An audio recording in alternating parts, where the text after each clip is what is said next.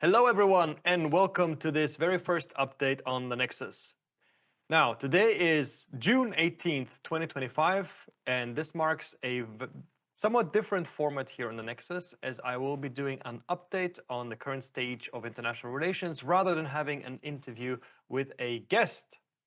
Now, depending on the reactions I get, whether this is liked or not, I might come back and do this more often, perhaps even regularly. Now, what happened? I want to focus particularly on the conflict between Iran and Israel, which has been going on since last Friday, 13th. So today marks the 5th day of this conflict as we speak. Now, when Trump was first president, during his first term as a 45th president of the United States, Iran and the United States conducted a negotiation about the JCPOA, the Joint Comprehensive Plan of Action, which was the first nuclear deal that the United States were about to sign with Iran to prevent Iran from developing a nuclear weapon and to allow it to have, civilian use of nuclear technology. However, back then in 2017, for then unexplained reason, the Trump administration suddenly moved out of these negotiations. So the negotiations were canceled. Then we had the Biden administration, and now we had once again negotiations between the United States and Iran about Iran's nuclear program. And while those negotiations were happening, Israel attacked Iran in a, let's call it, surprise attack on Friday 13th. Now, this attack by Israel follows a series of similar attacks and decapitations. For example, after October 7th, 2023, we have witnessed a complete and utter destruction and leveling of the Gaza Strip. Many call it a genocide. It seems like the International Criminal Court is agreeing with it, following a damning 80-page report cataloging countless war crimes and just inhumanities that Israel has committed in Gaza, and every day there are more. We also had the killing of General Soleimani and nuclear scientists before that. Israel attacked the Iranian embassy in Damascus in Syria. Israel killed Ismail Haniyeh, the chief negotiator in Hamas, once again while negotiations were being conducted in the capital of Tehran just before the new Iranian president Pezeshkian was about to inaugurate it, as well as Israel attacked Lebanon, it attacked Syria, it has taken large swaths of Syria now that the regime has fallen. And I want to just show you a small example. Let me share my screen here about what Israel has done in Beirut. Now, let me share this. Let me remove the volume here.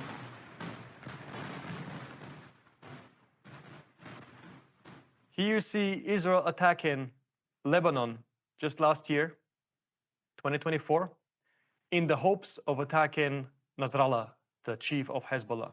And you can see them using over 10 JDAM bunker-busting bombs in the capital of Lebanon,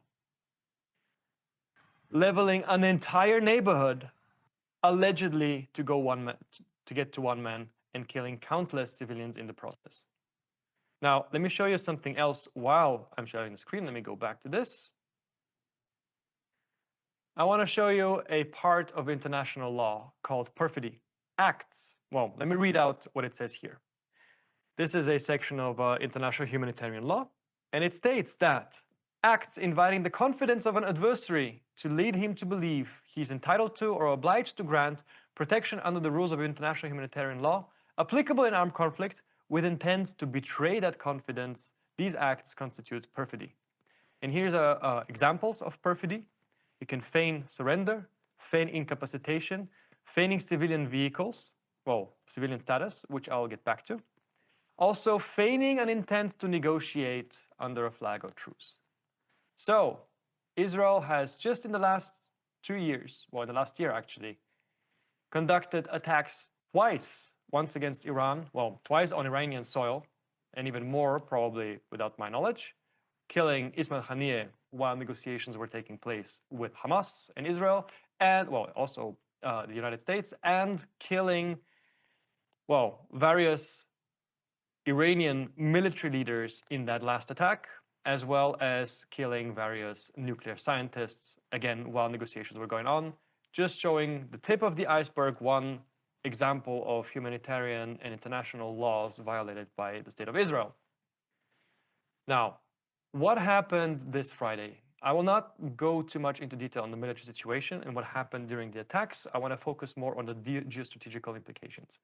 However, it is worthwhile getting into what happened to a certain extent. So, Israel conducted decapitation strikes and a rather complex attack against Iran last Friday. It involved special forces. It involved, without a doubt, the Mossad, a large-scale hacking campaign, as well as something very reminiscent of the MI6, presumably MI6 operation called Operation Pavutina by the Ukrainians conducted against Russia just last month. So what happened, among others, is that the Israelis used trucks, civilian trucks, which were used as drone motherships to attack Iranian air defenses, as well as Iranian ballistic missiles, which is the deterrent Iran uses, the military device primarily used by Iran to avoid being attacked by other countries, so a deterrent. As well as decapitation strikes, as I mentioned, against nuclear scientists and top military leaders in Tehran and other places. So ever since, after Friday, Iran was fairly quick to respond. And ever since, Iran and Israel have been trading blows with increasing level of destruction. Just to mention, after the Israelis had taken out, presumably, allegedly, the Iranian Air Force, ever since the Israelis have been conducting a continuous air campaign against Iran, bombing nuclear facilities as well as underground missile facilities. Okay, let us now move into the geostrategic implications of this. What happened and why did it happen? So Israel alleged that Iran was about to develop a nuclear weapon, which it then used to attempt and justify this act of aggression. Now, there is just one problem with this explanation, which is, let me show you this. This is Benjamin Netanyahu, the Israeli Prime Minister, standing before the United Nations and showing that Iran has enriched uranium beyond 90% and was weeks away from having a nuclear weapon. However, the issue is, if you look closely, you will see that this article is from 2012, well over 10 years ago. And in fact, the narrative that Iran is developing a nuclear weapon goes even back further. You can see here an article from Al Jazeera, which cites Benjamin Netanyahu in my birth year, 1992, standing before the Israeli parliament as a member of parliament, where he states that within 3 to 5 years, we can assume that Iran will become autonomous in its ability to develop and produce a nuclear bomb. So we can see that even here, there is somewhat obfuscating language, will become autonomous in its ability to develop. So it doesn't say that Iran will develop, that Iran has the intent or the facilities to develop one. But the main point is that this narrative about Iran developing a nuclear weapon has been ongoing for well over 30 years, and Iran still has no nuclear weapon. Now, how do I know this? How can we know this? Or what is the means by which this can be known? We can see here, this is Tulsi Gabbard, Director of National Intelligence in the current Trump administration, less than a month ago, stating under oath on March 27th the following. Iran's cyber operations and capabilities also present a serious threat to U.S. networks and data. The IC continues to assess that Iran is not building a nuclear weapon, and Supreme Leader Khamenei has not authorized the nuclear weapons program that he suspended in 2003. Now, in case that was inaudible, let me just restate what Tulsi Gabbard said. The intelligence community in the United States continues to assess that Iran is not building a nuclear weapon, and that Supreme Leader Ayatollah Khamenei, let me give you some context on this. Iran has a, to us in the West, somewhat exotic political system where you have a supreme, both spiritual and political leader who is the Ayatollah, and he has issued a fatwa, a religious law prohibiting Iran from developing a nuclear weapon, which has not changed, and the intelligence community even, stressed that. Now, how does the current US President Donald Trump react to this? Let me show you a video from just yesterday, June 17th, as Trump was aboard Air Force One, heading back away from the G7 summit. Now, this is somewhat inaudible, so I'll rephrase it again, but let me play it first. In March, the intelligence community said Iran wasn't building a nuclear weapon. I don't care what she said. I think they were very close to having it. So the reporter confronts Trump with the statement of his own Director of National Intelligence, which I showed you, Tulsi Gabbard, that Iran is not developing a nuclear weapon, to which Trump replies, "I don't care," and that he believes that nonetheless, Iran was very close to developing one. Now, this already may suggest that this war, this act of aggression by Israel, might not necessarily be about Iran developing nuclear weapons. That combined with the 30 years of that narrative that Iran is developing nuclear weapons. So, in fact, there is lots of evidence that this war would have happened regardless of whether Iran is building nuclear weapons or not. Let me show you another piece of evidence, actually a fairly big piece of evidence. So let me share the screen again. This is a video from 2003, and we have General Wesley Clark stating the following. In Afghanistan, I said, "Are we still going to war with Iraq?" And he said, "Oh, it's worse than that." He said, he reached over on his desk, he picked up a piece of paper, he said, I just got this down from upstairs, meaning the Secretary of Defense's office today, and he said, "This is a memo that describes how we're going to take out 7 countries in 5 years, starting with Iraq and then Syria, Lebanon, Libya, Somalia, Sudan, and finishing off Iran." So this is an ominous warning from back in 2003, where General Wesley Clark, who was a high-ranking officer in the United States military, who also commanded Operation Allied Force during the Kosovo War in 1999, who states that 7 countries were about to be invaded by the United States. And this is in 2003, including Iraq, Syria, Lebanon, Libya, Somalia, and Sudan, and in the end, finishing off with Iran. Showing that this is a long-term policy which seemingly here has very little to do with the Iranian nuclear program. Now, we also witnessed the fall of Syria just last year. And let me just show you a map here of what airspace Israel uses to attack both Iran as well as the Houthis, Ansar Allah, in Yemen. And you can see that Israeli Air Force has to fly over Iraq, not necessarily, well, over Jordan as well. Not necessarily, however, it is very useful to be able to fly over Syria. And if you remember, Israel also took large swaths of Syria when the regime of Assad fell there last year. Well, just recently. History is very quick in developing these days. Let me show you another piece of evidence. This is a policy paper by the Brookings Institute. This is a large think tank, one of many. And the way this works is you have a conglomerate of big tech, well, big companies and multinational organizations and companies in the United States. I will show you afterwards who funds this report. They come together, they come to an agreement about the strategy the US should follow in international relations, put this down in writing in forms of these policy papers. Then this gets handed to an army of lawyers, which then lobby in Congress and other places. And this gets then realized in terms of true US foreign policy over the decades, regardless of who is in office, be it Trump, Obama, Biden, or any other candidate. Now, let me show you what this report says. And before I go into it, I just want to give a shout out to the New Atlas, a channel here on YouTube, hosted by Brian Berletic. He is the one who put me, let me know about this paper on his channel. So thank you, Brian. Now let us get into this policy paper. Let us start with, I want to show you a couple sections here to support that thesis that this war is rather independent of nuclear weapons, and this war has been planned long before it was executed now in 2025, among others in this 2009 policy paper. So let me read the following sentence. The best way to minimize international opprobrium and maximize support, however grudging or covert, is to strike only when there is a widespread conviction that the Iranians were given but then rejected a superb offer, one so good that only a regime determined to acquire nuclear weapons and acquire them for the wrong reasons would turn it down.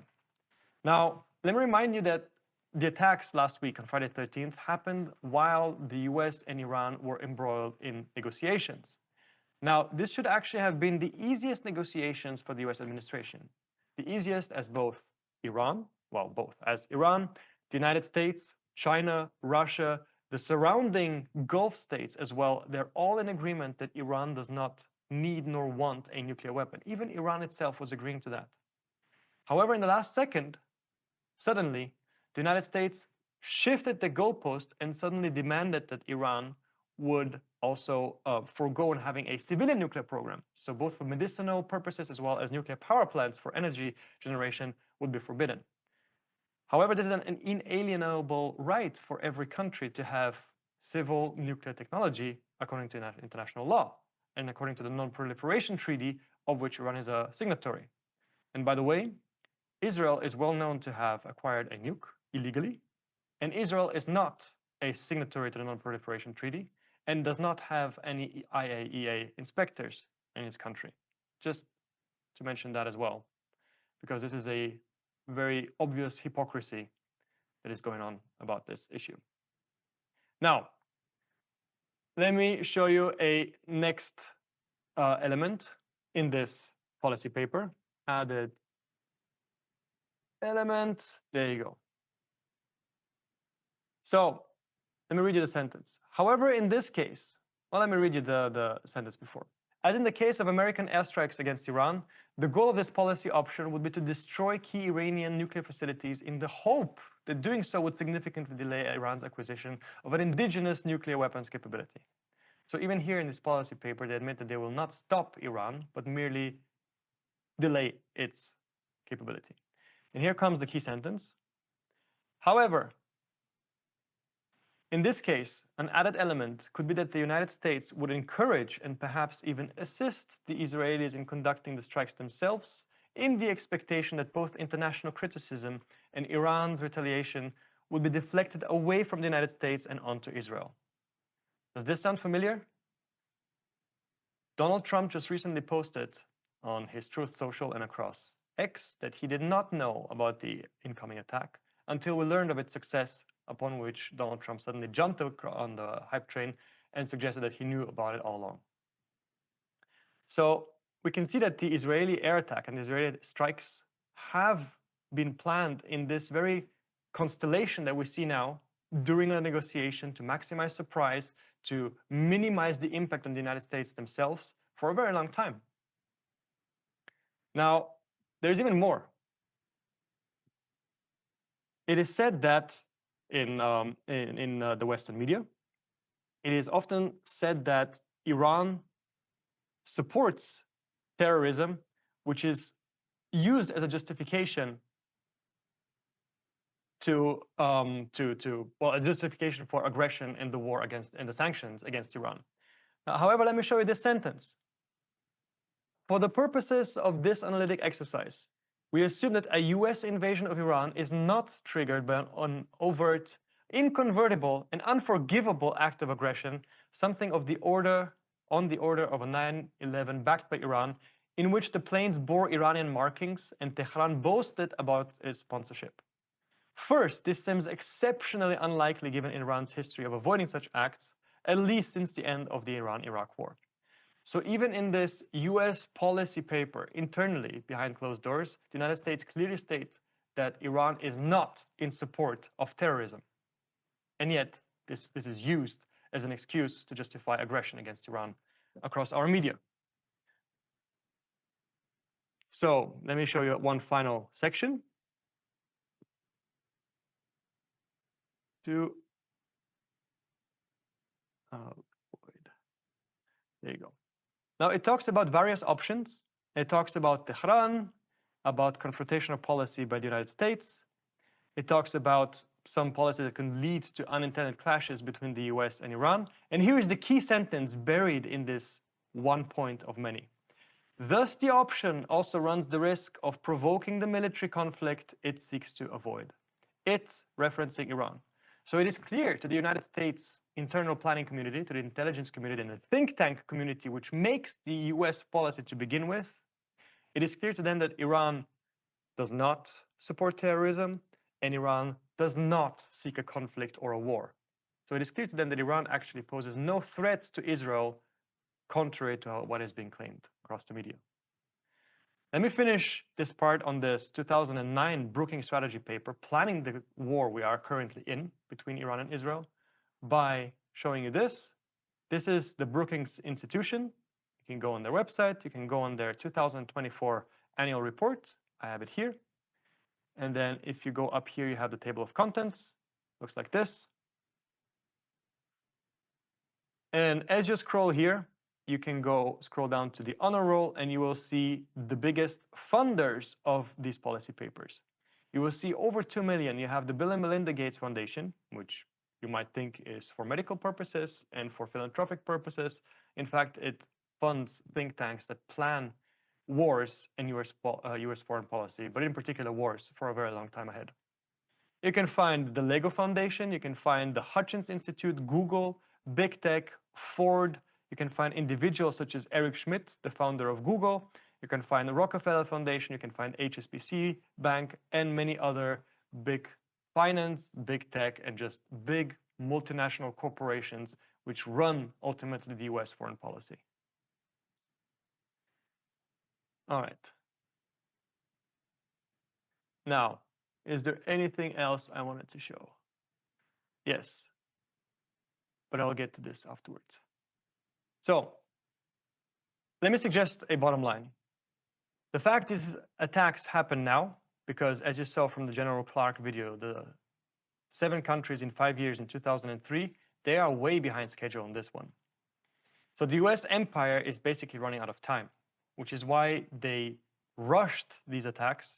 The attacks did not deliver the outcome they hoped, which is completely lay down Iranian air defenses and Iranian ballistic capabilities, because Iran is hitting back way harder than Israel thought and the United States. This is also why we have such a flurry of self-contradictory and chaotic posts, in particular by the president, Donald Trump. And we are at a very dangerous time. However, time plays in Iran's favor. If this war turns into another forever war, into a war of attrition, this favors Iran. Iran is a much larger country, over 90 million inhabitants. It's a very difficult terrain for a ground invasion if that were ever to be. It's a very mountainous country. Lots of Iranian infrastructure, particularly the nuclear sites and the missile sites, are said to be buried deep underground. And time is in favor of the BRICS. Furthermore, Iran is building on its economy. Iran has many friends across the world, in particular in the BRIC states. Iran has recently just signed a strategic partnership with Russia. And if I go back to that map that I showed you before,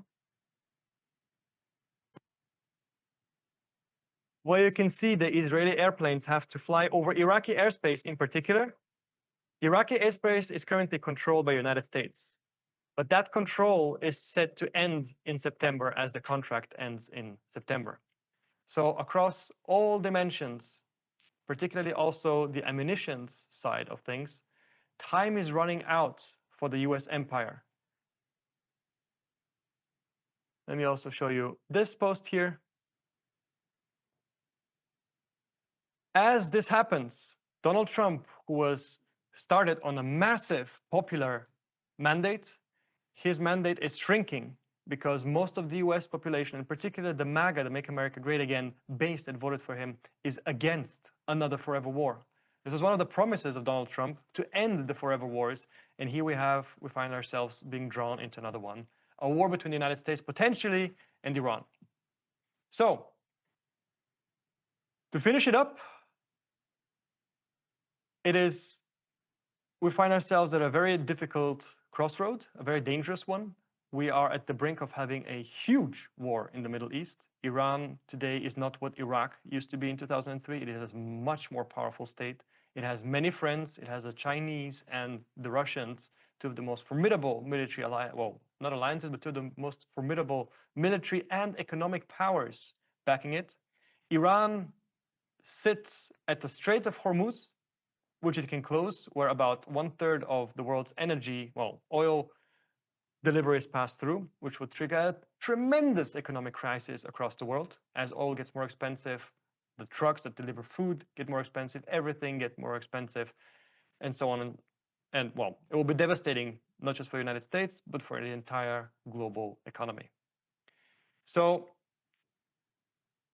I'm recording this on, as I said, on June 18th with a certain sense of hope, because we just witnessed yesterday and the day before that large movements of US forces, including B-2 bombers, including stratospheric air tankers. These are the tankers that Israel uses to refuel its planes because it's a very long way to Iran.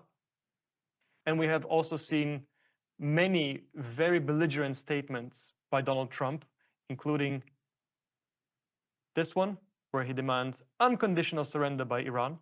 So a completely unhinged 47th US presidency. However, by today, at least, the United States has still not attacked directly, has launched an attack against Iran. So let us remain hopeful that this does not happen, that this situation calms back down in the Middle East. If you found this useful, please do not forget to like, subscribe to this channel if you like it in general, support me in various places if you liked this work. I have in particular a Substack, which I will link below this video. Or if you have no other means to spare, please do share this video and talk about it with your friends. Thank you very much, and have a good evening.